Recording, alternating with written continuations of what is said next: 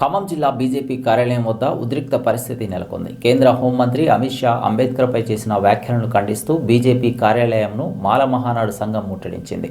దీంతో పోలీసులు వారిని అడ్డుకున్నారు. ఈ క్రమంలో స్వల్ప ఉద్రిక్తత ఏర్పడింది. ఈ నేపథ్యంలో ఆందోళనకారులను పోలీసులు అడ్డుకొని స్టేషన్కు తరలించారు. తక్షణమే అమిత్ షా రాజీనామా చేయాలని వారు డిమాండ్ చేశారు.